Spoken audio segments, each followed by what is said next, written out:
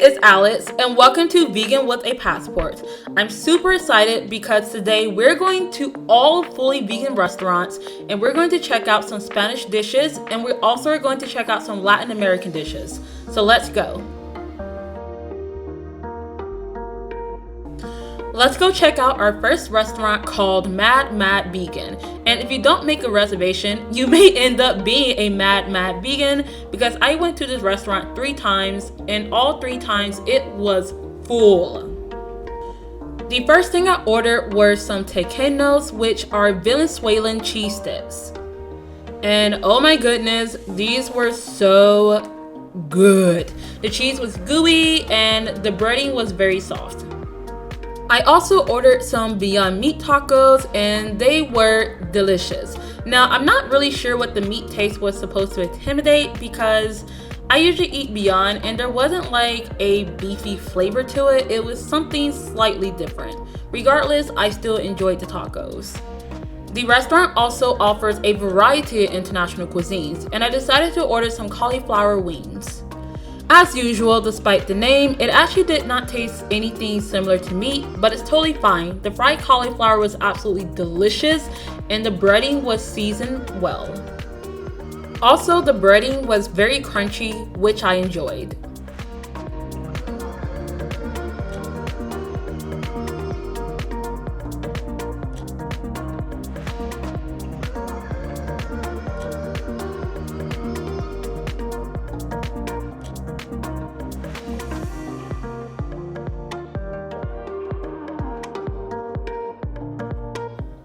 The next restaurant we are going to visit is called Los Andenes.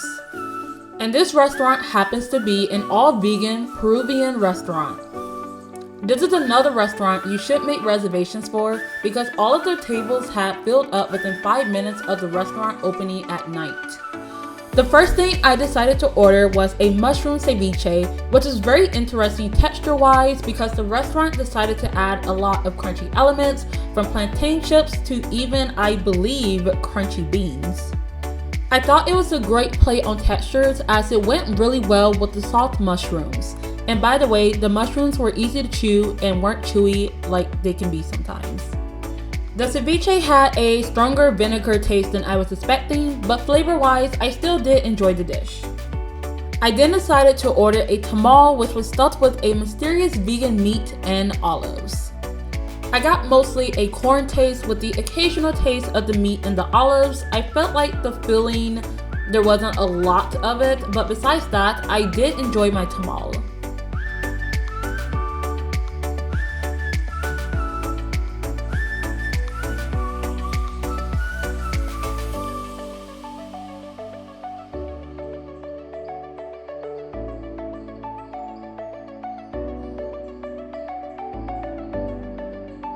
Now let's go check out this super cute vegan cafe. It is vintage styled and it is called Sista, or it may also be referred to as Scissors Sista. I first started off with some gluten-free bread on the house, and it came with this dip made with white beans, cilantro, and mango. The bread and the dip were both delicious, and I couldn't tell that the bread was gluten-free. The outside of the bread was crunchy, while the inside was somewhat chewy, but also still maintained some fluffiness. I first ordered the empanadas, which overall was just okay. The outside reminded me of cornbread, which I actually did enjoy the flavor and texture of. However, the inside was very bland and it looked like crumbled tofu. I then ordered the mango ceviche with plantain chips. Again, overall, it was just okay. I felt like there wasn't enough of a vinegar taste and it tasted almost as if there was just some mango slices in a bowl with a splash of vinegar and some onions on the side. However, I only tried 2 of the many options on the menu, and so if I'm in the area again, I don't mind giving it another try. I would just try some different items next time.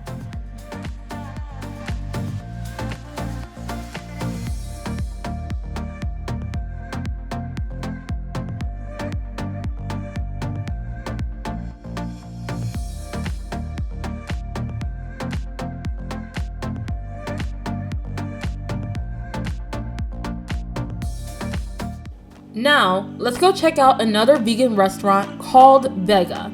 It may have previously been named Luna.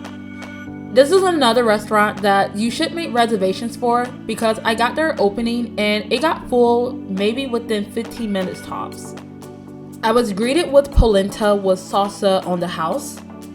The appetizer was delicious and it kind of reminded me of cornbread with the shape and the texture to some degree, but I would like to think of it as a very moist version, and I would probably call this maybe polenta cake.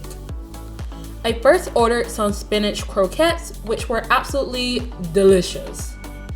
The outside of the croquettes were crunchy and seasoned, and the inside was a semi-solid spinach filling, which was good. I then had the arroz negro con calamares, which translates to black rice with squid. Overall, I thought the dish was just okay. Texture-wise, the rice was a little bit mushy. I'm not sure if it's like the rice or just the combination of ingredients that the rice was mixed with. And I don't feel as if the mock squid really added to the dish. However, the sauce on top, along with the artichokes, were absolutely delicious, and I wish there was more of the sauce in the dish because I think it would have made the dish taste better.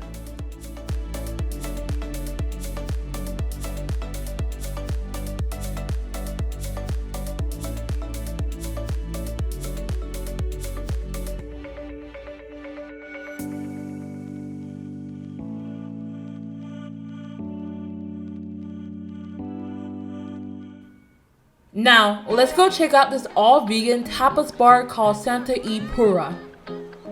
I first started off with a treat from the house, which was a piece of bread topped with zucchini, vinegar, and herbs. I thought the taste of the vinegar-soaked zucchini went well with the bread. I then ordered the cheese and sausage board. Overall, I have very mixed feelings about the board. For starters, the cheese was delicious. However, the issue was that the cheese flavor was so strong to the point where as I continuously ate it more, it had a bad aftertaste to it. Now, I would eat the cheese again. The cheese had a nice, rich combination of smokiness, creaminess, and the taste of cheese itself. However, I would not eat as large of a portion as I was given. The board also came with two types of sausages. One was just okay, it had a very strong black bean taste to it. However, I really enjoyed the other sausage and it had some chorizo seasoning to it.